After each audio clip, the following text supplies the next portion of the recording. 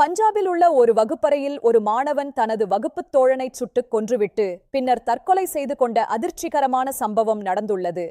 இந்த துயரச் சம்பவம் கல்விச் சூழலில் பெரும் அதிர்வலைகளை ஏற்படுத்தியுள்ளது. அமைதியான பள்ளி வளாகம் ஒரு போர்க்களமாக மாறியது. வகுப்பறைக்குள் வழக்கமான பாடம் நடந்து கொண்டிருந்த வேளையில் இந்த வன்முறைச் செயல் நிகழ்ந்துள்ளது. மாணவர்கள் மிகுந்த பீதியில் உறைந்தனர். ஒரு இளம் உயிர் பாதியிலேயே பறிக்கப்பட்டது. அந்த மாணவனின் குடும்பம் தற்போது மீளாத் துயரத்தில் உள்ளது. குற்றம் இழைத்த மாணவன் தனது செயலுக்குப் பிறகு அதே இடத்தில் தற்கொலை செய்து கொண்டதாக காவல்துறை உறுதிப்படுத்தியுள்ளது.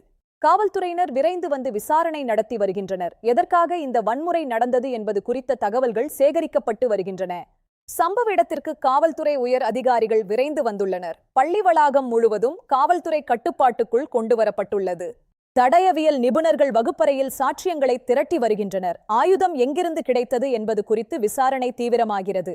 நேரில் பார்த்த மாணவர்கள் மற்றும் ஆசிரியர்களிடம் காவல்துறையினர் வாக்குமூலங்களை பெற்று வருகின்றனர். அவர்கள் அனைவரும் பெரும் அதிர்ச்சியில் உள்ளனர். இந்த செய்தி பரவியவுடன் அப்பகுதி மக்கள் பள்ளி அருகே திரண்டு தங்களது துயரத்தை பகிர்ந்து கொண்டனர். மெழுகுவர்த்தி ஏந்தி அஞ்சலி செலுத்தப்பட்டது. இந்த சம்பவம் மீண்டும் பள்ளி பாதுகாப்பை பற்றிய கேள்விகளை எழுப்பியுள்ளது. மாணவர்கள் மத்தியில் பரவி வரும் மன அழுத்தம் குறித்து சமூக ஆர்வலர்கள் கவலை தெரிவித்துள்ளனர். இளைஞர்களிடையே அதிகரித்து வரும் கோபம் மற்றும் விரக்திக்கு என்ன காரணம்? மனநல ஆலோசனைகள் பள்ளிகளில் கட்டாயமாக்கப்பட வேண்டும் என குரல்கள் எழுகின்றன. சிறுவர்களுக்கு ஆயுதங்கள் கிடைப்பது எவ்வளவு எளிதாக உள்ளது என்பது குறித்தும் கவலை தெரிவிக்கப்பட்டுள்ளது. கடுமையான சட்டங்கள் தேவை என பலரும் வலியுறுத்துகின்றனர். கல்விச் சூழலில் நிலவும் கடும் போட்டி மற்றும் அழுத்தம் மாணவர்களின் மனநிலையை எவ்வாறு பாதிக்கிறது என்பதை நாம் ஆராய வேண்டும். பாதிக்கப்பட்ட பள்ளி தற்காலிகமாக மூடப்பட்டுள்ளது. அங்கு படிக்கும் மாணவர்களுக்கு மனநல ஆலோசனைகள் வழங்க ஏற்பாடு செய்யப்பட்டுள்ளது. மாநில அரசு இந்த விவகாரத்தில் உயர்மட்ட விசாரணைக்கு உத்தரவிட்டுள்ளது. பாதிக்கப்பட்ட குடும்பங்களுக்கு தேவையான உதவிகள் வழங்கப்படும் என அறிவிக்கப்பட்டுள்ளது. தேசிய ஊடகங்களில் இந்த செய்தி முக்கிய இடத்தை பிடித்துள்ளது. நாடு முழுவதும் இது குறித்த விவாதங்கள் நடைபெற்று வருகின்றன. தங்கள் குழந்தைகளின் பாதுகாப்பு குறித்து பெற்றோர்கள் மிகுந்த கவலையில் உள்ளனர். பள்ளிகளில் பாதுகாப்பு சோதனைகளை அதிகரிக்க வேண்டும் என்ற கோரிக்கை எழுந்துள்ளது. சமூக வலைதளங்களில் இந்த சம்பவம் குறித்த பல்வேறு கருத்துக்கள் பகிரப்பட்டு வருகின்றன. வன்முறையை தூண்டும் பதிவுகளை தவிர்க்குமாறு அதிகாரிகள் கேட்டுக்கொண்டுள்ளனர். இத்தகைய துயரங்கள் மீண்டும் நிகழாமல் இருக்க சமூகம் ஒன்றிணைந்து செயல்பட வேண்டும். அமைதியும் புரிதலும் மட்டுமே தீர்வை தரும். இன்றைய செய்தி அறிக்கையில நாம் பார்த்த இந்த சம்பவம் நம் சமூகத்தின் மாற்றத்தை நோக்கி விடுக்கப்பட்ட எச்சரிக்கையாகும். இது வெறும் ஒரு குற்றமல்ல, ஒரு சமூக பிரச்சனை.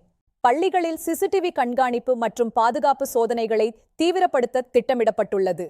மாணவர்களின் பைகளை சோதனை செய்யும் முறையும் ஆலோசிக்கப்படுகிறது. வாரம் ஒரு முறை மாணவர்களுக்கு மனநல ஆலோசனைகள் மற்றும் விழிப்புணர்வு வகுப்புகள் நடத்தப்பட வேண்டும் என பரிந்துரைக்கப்பட்டுள்ளது. மாணவர்களின் நடத்தையில் ஏற்படும் மாற்றங்களை கண்டறிய ஆசிரியர்களுக்கு பயிற்சிகள் வழங்க திட்டமிடப்பட்டுள்ளது. இது ஆரம்ப காலத்திலேயே பிரச்சனைகளை தடுக்க உதவும். வன்முறை ஒருபோதும் தீர்வாகாது. உங்கள் பிரச்சனைகளை பெரியவர்களிடம் அல்லது ஆலோசகர்களிடம் பகிருங்கள். உங்களுக்காக பேச ஒருவர் இருப்பார். பஞ்சாப் சம்பவத்தில் உயிரிழந்த மாணவனுக்கு எமது அஞ்சலிகள். இது போன்ற துயரங்கள் இனி நிகழாமல் இருக்க நாம் அனைவரும் விழிப்புடன் இருப்போம். இந்த சம்பவம் தேசத்தின் கவனத்தை ஈர்த்துள்ளது. நாடு முழுவதும் உள்ள பள்ளிகளுக்கு இது ஒரு முக்கிய பாடமாகும். பாதுகாப்பு மற்றும் மனநலம் இணையாக கவனிக்கப்பட வேண்டும். ஒவ்வொரு குழந்தையும் பாதுகாப்பாக இருக்க வேண்டும் என்பதே எமது விருப்பம். வன்முறையற்ற கல்விச் சூழலை உருவாக்குவோம். இந்த துயரச் சம்பவத்தின் அடுத்தடுத்த தகவல்களை தெரிந்து கொள்ள எங்களுடன் இணைந்திருங்கள். செய்திகளை உடனுக்குடன் அறிய எமது சேனலை பாருங்கள். நன்றி, வணக்கம். பாதுகாப்பாக இருங்கள்.